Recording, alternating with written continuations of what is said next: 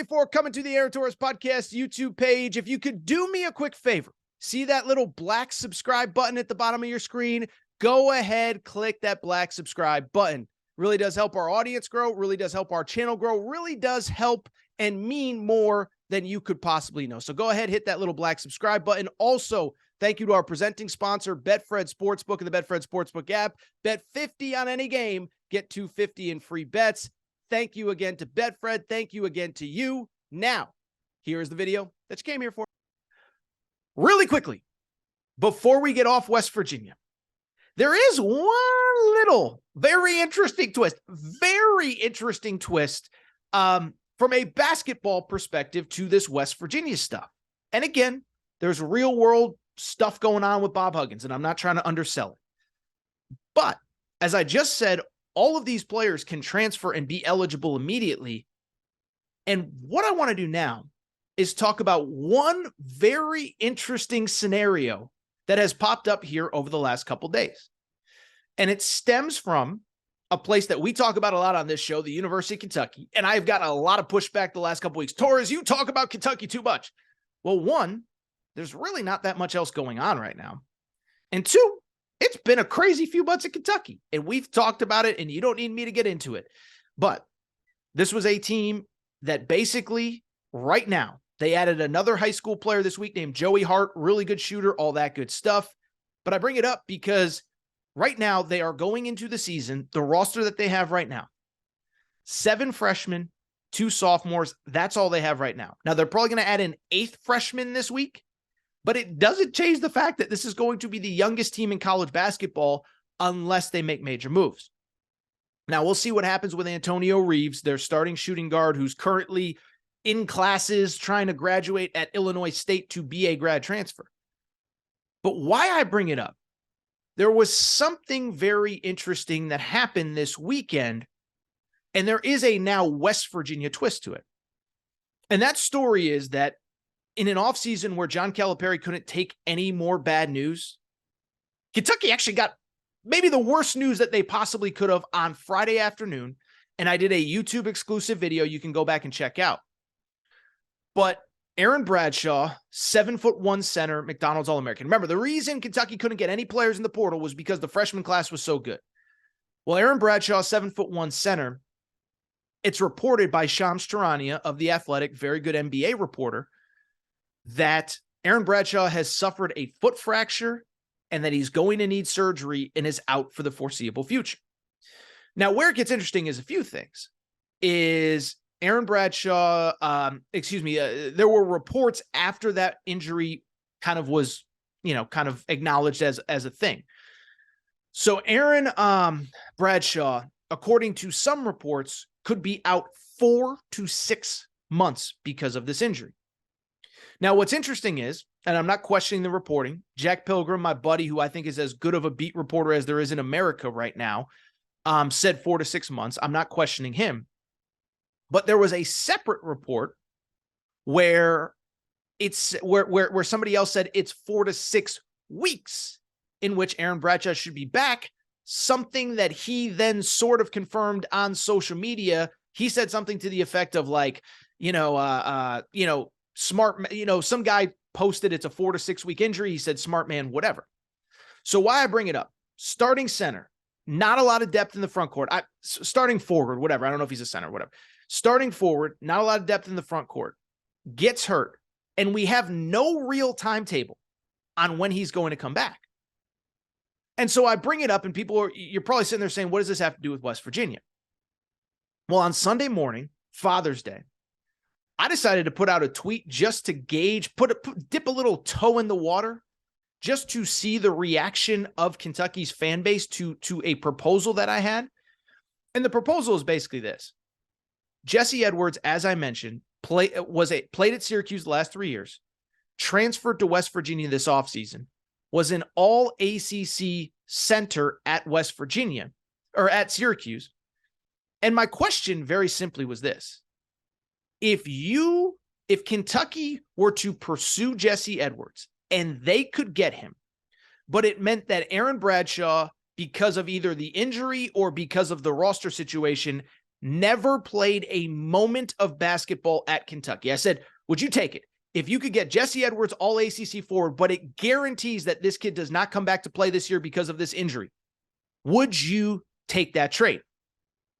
I will say this.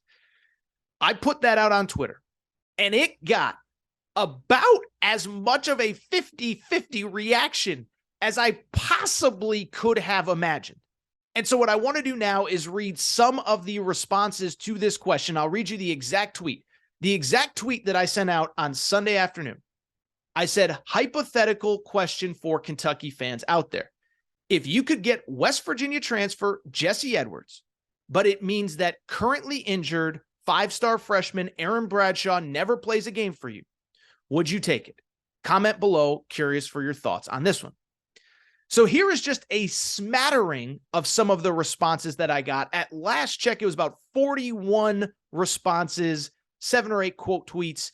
Here is the response to that question. If you could get Jesse Edwards from West Virginia, but it means that 5-star freshman Aaron Bradshaw would never play a game for you, would you take it? Here are some of the comments. Tyler, sure, would absolutely take it. Kentucky update. No, if anyone says yes, they're lying. DraftCat says, y'all could end Bad Take Torres by simply blocking him.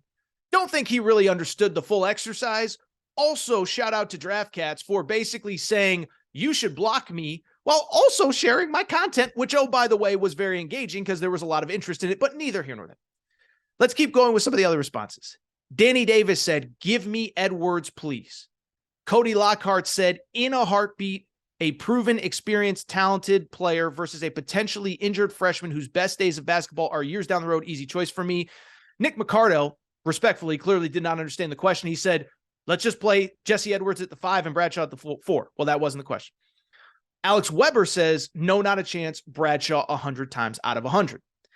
And so I bring it up because just listening to those responses, it is very clear that there is a very 50-50 split on if Kentucky should even pursue this guy and if they could get him, but it means that it's possible that you lose Aaron Bradshaw.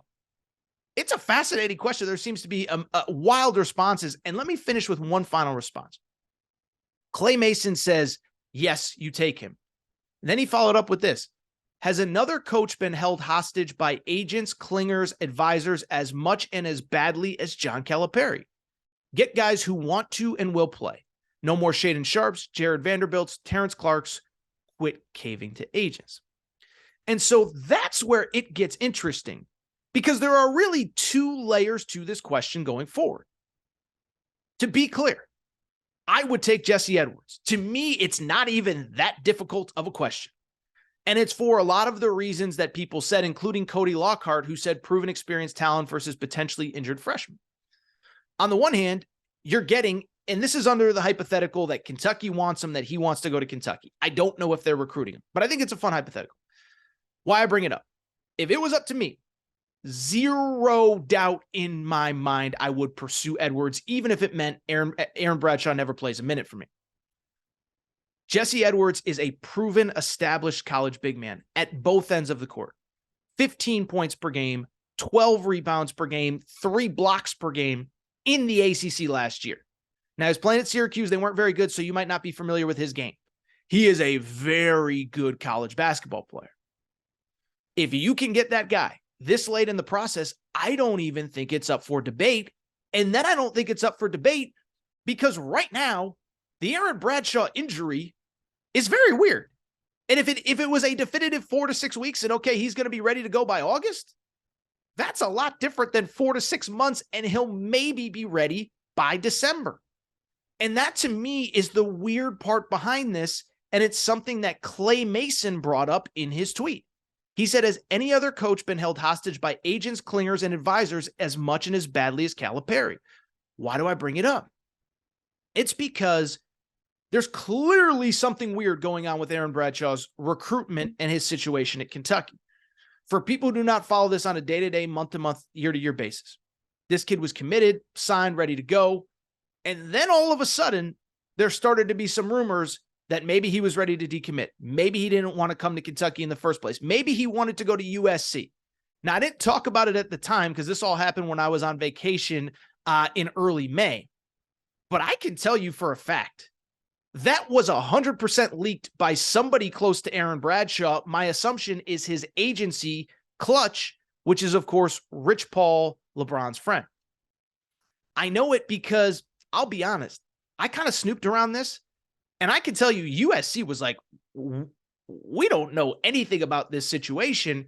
And as a matter of fact, my understanding was it actually created a little bit of friction at USC because their players were seeing it and saying, wait a second now, are you bringing in somebody in May and June to replace us? And so I bring it up because there's something weird going on with this recruitment. Now there's an injury where he says 4 to 6 weeks, but somebody else is saying 4 to 6 months.